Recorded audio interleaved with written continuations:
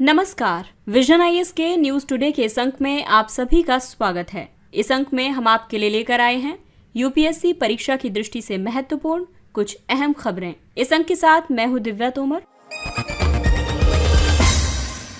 आइए सबसे पहले बात करते हैं इस अंक की हेडलाइंस के बारे में। वित्त मंत्रालय ने भारत के पहले सोवरेन ग्रीन बॉन्ड फ्रेमवर्क को मंजूरी दी। पंचायती राज मंत्रालय ने स्वामित्व योजना पर विशेषज्ञ समिति की रिपोर्ट जारी की। Making good on Glasgow climate pact वर्ष 2025 तक वनों से 1 गीगाटन उत्सर्जन में कमी लाने के लिए कार्रवाई का आह्वान रिपोर्ट जारी की गई। केंद्र सरकार ने विदेश व्यापार नीति के तहत निर्यात संवर्धन योजनाओं के लिए भारतीय रुपए में अंतर्राष्ट्रीय व्यापार निपटान की अनुमति दी। भारतीय प्रतिभूति और विनिमय बोर्ड ने बाजार अवसंरचना संस्थानों की शासी संरचना को मजबूत करने के लिए परिचर्चा पत्र जारी किया। कोयले से जस्ट ट्रांजिशन पर अंतर मंत्रालयी समिति ने एक green energy transition India fund के गठन का प्रस्ताव प्रस्तुत किया। और आइए अब खबरों पर विस्तार से चर्चा करते हैं। वित्त मंत्रालय ने भारत के पहले सोवरेन ग्रीन बॉन्ड फ्रेमवर्क को मंजूरी दी। ग्रीन बॉन्ड एक निश्चित आय वाला लिखत है।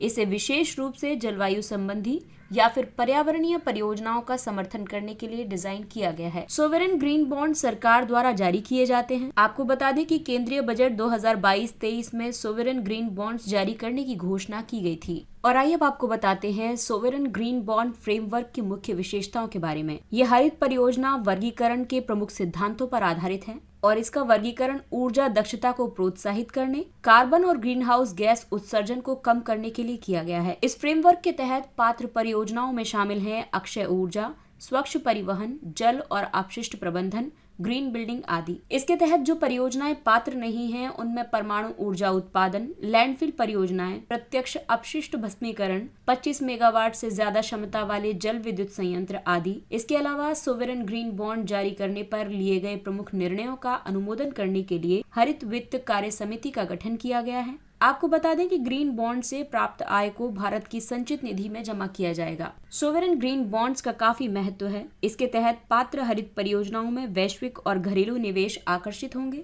सकारात्मक जनसंपर्क जारीकर्ता की प्रतिष्ठा बढ़ाने में मदद करेंगे। निवेशक विविधीकरण से विश्व के अलग अलग हिस्सों से पूंजी आकर्षित करने में मदद मिलेगी।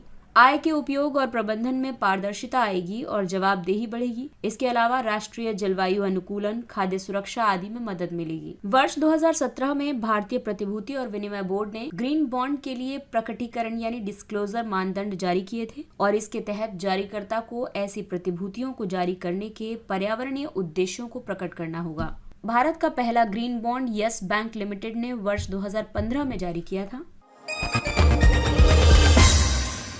अगली खबर पंचायतों से संबंधित है। ये पेपर 2 का विषय है। पंचायती राज मंत्रालय ने स्वामित्व योजना पर विशेषज्ञ समिति की रिपोर्ट जारी की है। ये रिपोर्ट राज्यों को स्वामित्व योजना के उद्देश्यों को प्राप्त करने के लिए मार्गदर्शक सिद्धांत प्रदान करती है। स्वामित्व योजना का पूरा नाम है ग्रामीण क्षेत्रों में उन्नत प्रौद्योगिकी द्वारा ग्रामीण आबादी का सर्वेक्षण और मानचित्रण, यानी survey of villages and mapping with improvised technology in village areas. ये योजना पंचायती राज मंत्रालय की केंद्रीय क्षेत्र की एक योजना है। इसका उद्देश्य ग्रामीण आबादी वाले क्षेत्रों में ग्रामीण घरों के स्वामियों को अधिकार अभिलेख प्रदान करना और संपत्ति कार्ड जारी करना है। अधिकार अभिलेख एक कानूनी अभिलेख है। ये भूखंड और इसके स्वामित्व के बारे में विवरण देता है। इस योजना को 5 वर्षों यानी 2020 से 2025 के लिए मंजूरी दी गई है। स्वामित्व योजना का उद्देश्य ये है कि ग्रामीण क्षेत्रों के योजना निर्माण के लिए सटीक भूमि रिकॉर्ड बनाना और संपत्ति संबंधी विवादों को कम करना। अभी भी हम देखते हैं कि भारत में जो कई सारे मुकदमे हैं वो भूमि विवाद से संबंधित हैं, तो ऐसे में स्वामित्व योजना के आने से काफी क्लैरिटी हो जाएगी। इसके अलावा ऋण लेने के लिए संपत्ति को वित्तीय परिसंपत्ति का रूप देकर, यानी कि अगर किसी व्यक्ति को यदि ऋण लेना है तो अपना अधिकार अभिलेख गिरवी रख करके ऋण ले सकता है और इससे ग्रामीण भारत में वित्तीय स्थिरता सुनिश्चित होगी। साथ ही भौगोलिक सूचना तंत्र यानी जीआईएस मानचित्रों का उपयोग करके ग्राम पंचायत विकास योजना तैयार करने में सहायता मिलेगी। इस रिपोर्ट में जो सिफारिशें की गई हैं उसके मुताबिक ऐसी प्रणालियां बनाई जाएं जो कि क्रियान्वयन में पारदर्शिता को बढ़ावा दे। बैंक ऋण प्राप्त करने के लिए अधिकार अभिलेख अपनाने को बढ़ावा दिया जाना चाहिए। संपत्ति कर निर्धारण और संग्रह से संबंधित तथ्य आधारित निर्णय लेने के लिए अलग अलग विभागों के बीच संपर्क विकसित किया जाना चाहिए। ग्राम स्तर पर सटीक योजना निर्माण के लिए ग्रामीण क्षेत्र विकास योजना निर्माण और कार्यान्वयन दिशा निर्देश तथा स्वामित्व डेटा को अपनाया जाना चाहिए। स्वामित्व योजना के तहत अब तक की गई जो प्रगति है उसमें लगभग 58,000 गाँव में संपत्ति कार्ड तैयार किए गए हैं। 31 राज्यों और केंद्र शासित प्रदेशों ने योजना के कार्यान्वयन के लिए भारतीय सर्वेक्षण विभाग के साथ समझौता ज्ञापन पर हस्ताक्षर किए हैं। इसके अलावा 1,87,000 गाँव में ड्रोन से सर्वेक्षण का कार्य पूरा कर लिया गया है। अगली खबर जलवायु परिवर्तन से संबंधित है। Making good on Glasgow climate pact वर्ष 2025 तक वनों से 1 गीगाटन उत्सर्जन में कमी लाने के लिए कार्रवाई का आह्वान रिपोर्ट जारी की गई है। ये रिपोर्ट कुछ संस्थानों ने मिलकर के जारी की है और इसमें शामिल है निर्वनीकरण और वन निम्नीकरण से होने वाले उत्सर्जन में कटौती पर संयुक्त राष्ट्र कार्यक्रम, संयुक्त राष्ट्र पर्यावरण कार्यक्रम, विश्व संरक्षण निगरानी केंद्र और green gigaton challenge. Green gigaton challenge एक वैश्विक प्रयास है। इसका उद्देश्य वर्ष 2025 तक और उसके बाद वार्षिक रूप से उत्सर्जन में 1 गीगाटन की उच्च गुणवत्तापूर्ण कमी के लिए धन जुटाना है।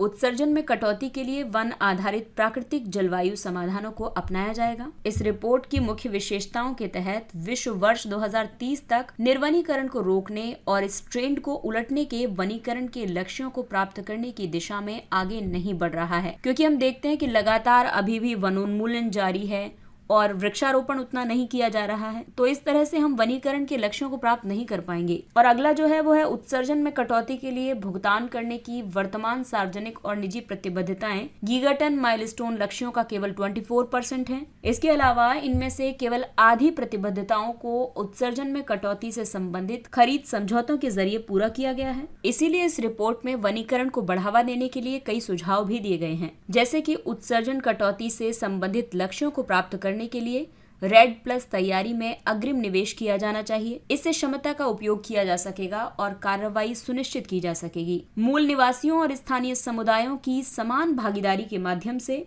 और उनके साथ लाभ साझा करके उन्हें योजना का हिस्सा बनाया जाना चाहिए। रिपोर्ट में ये भी कहा गया है कि प्रोत्साहनों के माध्यम से समुचित आपूर्ति बढ़ाई जानी चाहिए, साथ ही मांग का लाभ उठाया जाना चाहिए। प्रोत्साहन के रूप में वन कार्बन के आधार मूल्य में वृद्धि एक उपाय है। वनों से उत्सर्जन में कमी वास्तविक और मजबूत आधार पर होनी चाहिए। उत्सर्जन में कमी की मात्रा के निर्धारण के लिए एक मजबूत तंत्र होना चाहिए और रिसाव से निपटने के लिए तंत्र विकसित किया जाना चाहिए और साथ ही ये भी सुनिश्चित करना चाहिए कि उत्सर्जन कटौती परिणाम स्थायी हों। विकासशील देशों में निर्वनीकरण और वन निम्नीकरण से होने वाले उत्सर्जन में कटौती कार्यक्रम।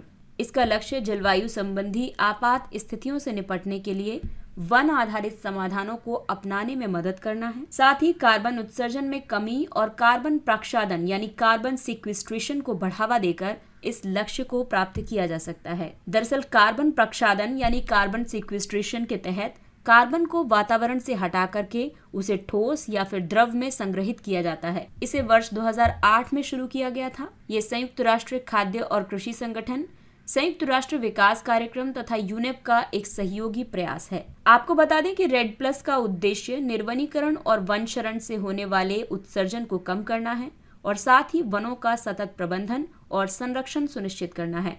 इसे आमतौर पर REDD+ के लिए वार्सो फ्रेमवर्क के रूप में भी जाना जाता है। ऐसा इसलिए क्योंकि इसे दिसंबर 2013 में वार्सो में आयोजित COP19 सम्मेलन में अपनाया गया था। यूनेप WCMC जैव विविधता तथा समाज और अर्थव्यवस्था में प्रकृति के योगदान पर वैश्विक उत्कृष्टता केंद्र है।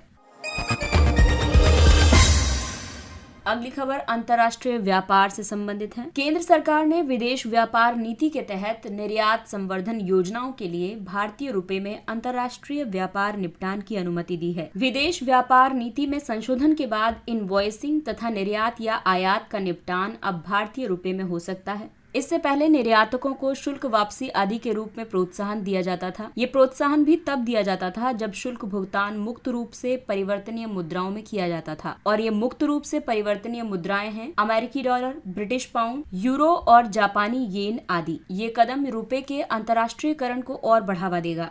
अंतर्राष्ट्रीयकरण का मतलब है सीमा पार लेन देन की इनवॉइसिंग और निपटान के लिए मूल देश की मुद्रा का उपयोग करने से। इसमें अनिवासियों को उस मुद्रा में वित्तीय परिसंपत्ति रखने की स्वतंत्रता भी शामिल है।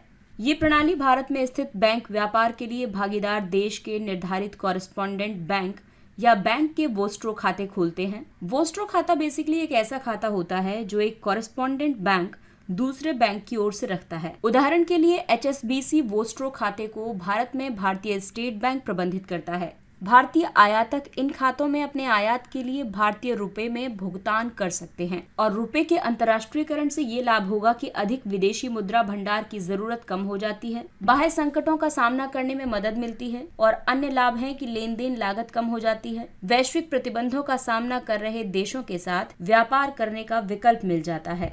अब इसमें चुनौतियां ये हैं कि ये घरेलू मौद्रिक नीति की प्रभावशीलता को सीमित करके उसे जटिल बनाता है और इससे विनिमय दर की अस्थिरता बढ़ जाती है और इसीलिए रुपए के अंतर्राष्ट्रीयकरण के लिए कई और उपाय भी किए गए हैं, जैसे कि रुपए में सीमा पार उधार की अनुमति। वर्ष 2014 से रुपए मूल्य वर्ग के बॉन्ड और मसाला बॉन्ड की शुरुआत की गई है। भारतीय कॉर्पोरेट को विदेशों में रुपए मूल्य वर्ग के बॉन्ड जारी करने की अनुमति दी गई है। दूसरा है रुपए में व्यापार निपटान की बात करें तो जुलाई 2022 में सबसे बड़ा कदम उठाया गया था। RBI ने विशेष वोस्ट्रो खाते के माध्यम से रुपए में व्यापार निपटान की अनुमति देने के लिए एक व्यापक फ्रेमवर्क जारी किया था। इसके अलावा मुद्रा विनिमय का विकल्प भी अपनाया गया। रुपए के अंतर्राष्ट्रीयकरण को बढ़ावा देने के लिए वर्ष 2018 से संयुक्त अरब अमीरात तथा सार्क सदस्य देशों सहित अन्य देशों के साथ करेंसी स्वैप से संबंधित 23 समझौतों पर सहमति बनी है और जो अन्य उपाय हैं उसमें एशियन क्लियरिंग यूनियन में क्षेत्रीय व्यापार निपटान के लिए घरेलू मुद्राओं के उपयोग की संभावनाओं की खोज की जा रही है। घरेलू रुपया ब्याज दरों और मुद्रा बाजारों को विदेशी रुपया बाजारों से जोड़ने के लिए अनुकूल स्थितियां बनाई जा रही हैं। प्राथमिक डीलरों को बाजार तरलता में सुधार के लिए विदेशी मुद्रा बाजारों में बाजार निर्माताओं के रूप में कार्य करने की अनुमति दी जा रही है और इन सभी उपायों से रुपए के अंतर्राष्ट्रीयकरण को बढ़ाया जा रहा है। भारतीय प्रतिभूति और विनिमय बोर्ड ने बाजार अवसंरचना संस्थानों की शासी संरचना को मजबूत करने के लिए एक परिचर्चा पत्र जारी किया है। इससे पहले सेबी ने मार्केट इंफ्रास्ट्रक्चर इंस्टीट्यूट्स की शासी संरचना को मजबूत करने के लिए इस संबंध में एक समिति का गठन किया था। MIIs ऐसे संस्थान हैं जो व्यापार, निपटान और रिकॉर्ड रखने की बुनियादी सुविधाएं प्रदान करते हैं। इनमें स्टॉक एक्सचेंज, क्लियरिंग कॉर्पोरेशंस और डिपॉजिटरी शामिल है। MIIs की शासी संरचना को मजबूत करने की जरूरत इसलिए भी है।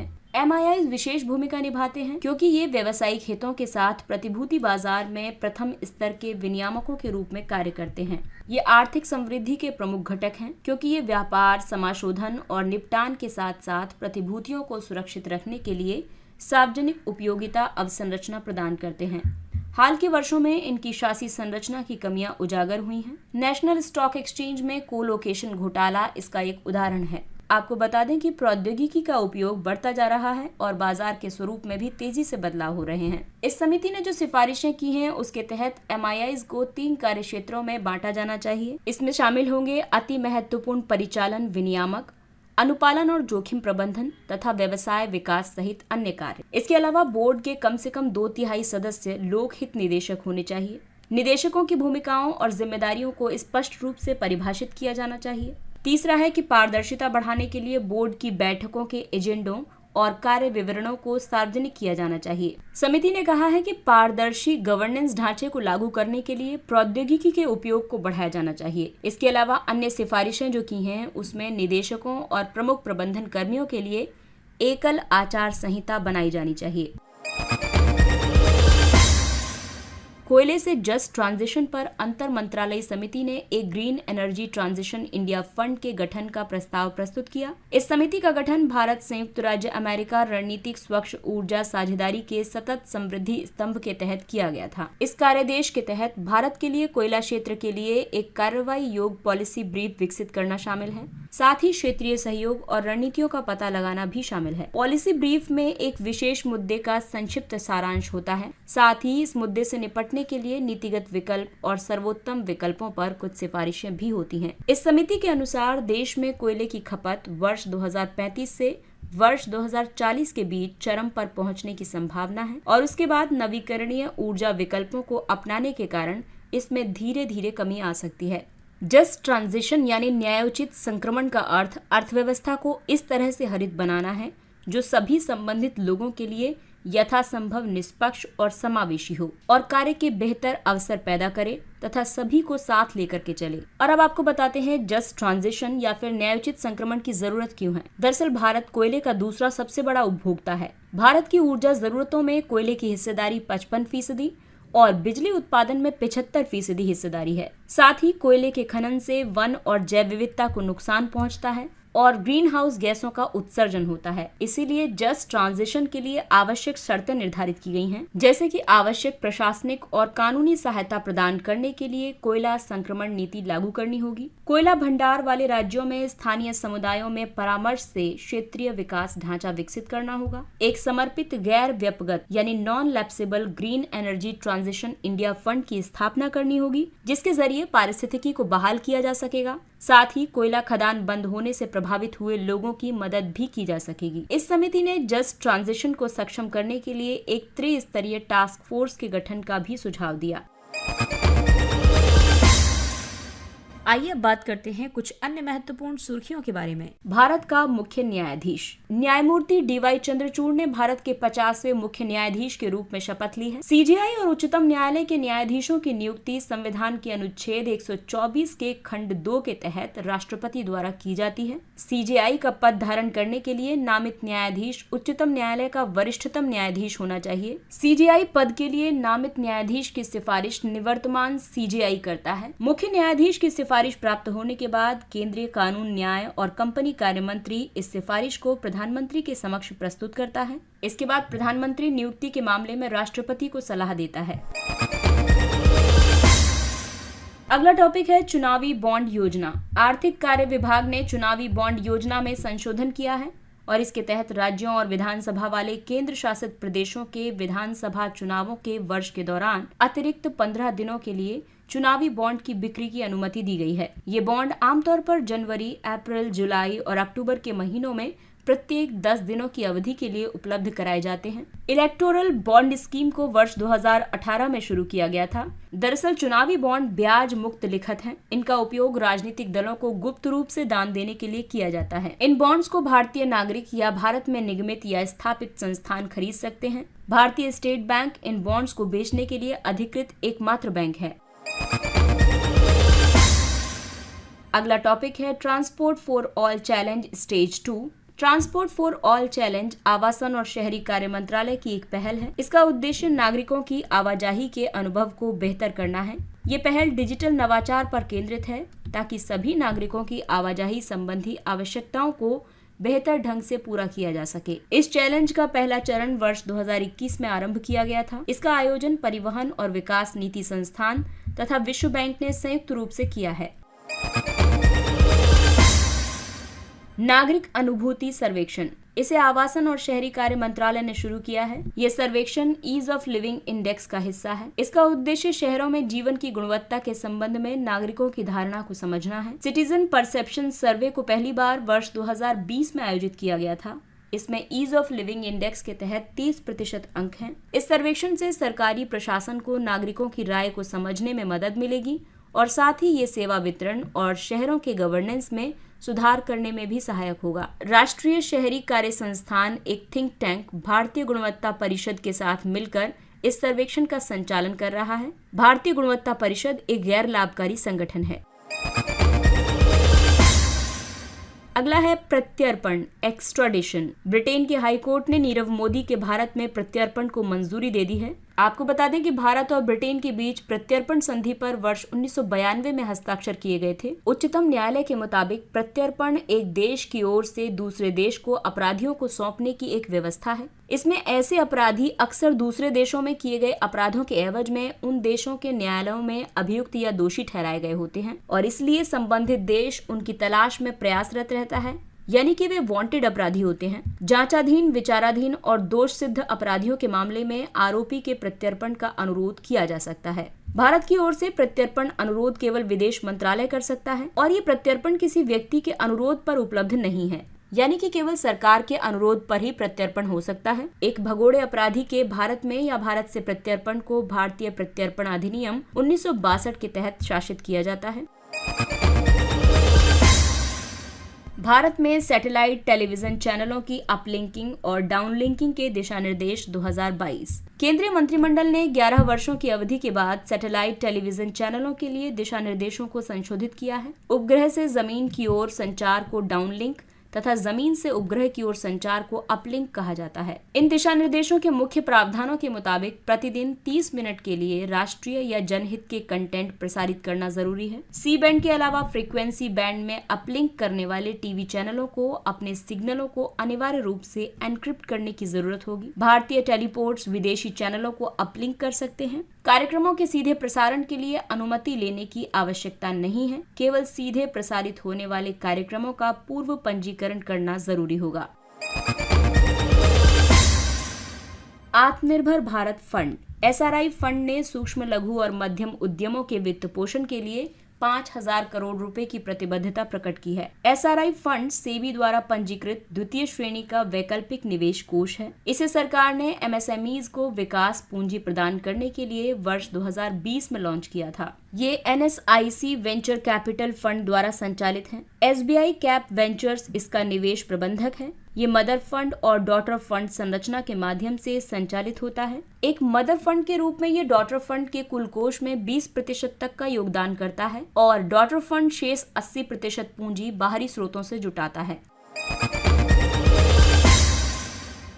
अटल न्यू इंडिया चैलेंज। अटल नवाचार मिशन ने अपने अटल न्यू इंडिया चैलेंज कार्यक्रम के तहत महिला केंद्रित चुनौतियों का शुभारंभ किया है। इन चुनौतियों के माध्यम से जीवन के सभी क्षेत्रों में महिलाओं के सामने आने वाले प्रमुख मुद्दों के समाधान का प्रयास किया जाएगा। ANIC नीति आयोग के अटल नवाचार मिशन का एक प्रमुख कार्यक्रम है। इसका उद्देश्य उन प्रौद्योगिकी आधारित नवाचारों की तलाश, चयन, समर्थन और पोषण करना है जो राष्ट्रीय महत्व तथा सामाजिक प्रासंगिकता की क्षेत्रीय चुनौतियों को हल कर सकें। ये अनुदान आधारित तंत्र के माध्यम से 1 करोड़ रुपए तक की धनराशि प्रदान करता है। ये कंपनी अधिनियम के तहत निगमित कोई भी भारतीय कंपनी के लिए उपलब्ध है। इसके अलावा उद्योग संवर्धन और आंतरिक विभाग द्वारा मान्यता प्राप्त स्टार्टअप के रूप में पंजीकृत कोई भी कंपनी इसके लिए आवेदन कर सकती है। खसरा, मीजल्स। स्वास्थ्य और परिवार कल्याण मंत्रालय ने खसरे के मामलों का प्रबंधन करने के लिए मुंबई में एक उच्च स्तरीय टीम की नियुक्ति की है। खसरा एक अत्यधिक संक्रामक वायरल रोग है। ये पैरामाइक्सोवायरस कुल के एक वायरस की वजह से होता है। ये खांसने और छींकने तथा संक्रमित नाक या गले के स्राव के सीधे संपर्क में आने से फैलता है। ये मनुष्यों में होने वाला एक रोग है। अभी तक जानवरों में इसके होने के प्रमाण नहीं मिले हैं। इस रोग को MMR यानी मीजल्स, मम्प्स और रूबेला वैक्सीन द्वारा नियंत्रित किया जा सकता है। इसके साथ ही ये अंक समाप्त होता है। अगले अंक में फिर मुलाकात होगी कुछ अन्य महत्वपूर्ण खबरों के साथ। तब तक अपना ख्याल रखिए, सुरक्षित दूरी बनाए रखिए, मास्क पहनिए, हाथ और चेहरा साफ रखिए क्योंकि कोरोना अभी पूरी तरह से समाप्त नहीं हुआ है। इसलिए अपनों का और अपना विशेष ध्यान रखें। और अगर आपको हमारा कंटेंट पसंद आ रहा है तो इसे लाइक, सब्सक्राइब और शेयर करें। इसके साथ ही विजन IAS की पूरी टीम आपसे इजाजत लेती है। नमस्कार। Thank you for listening.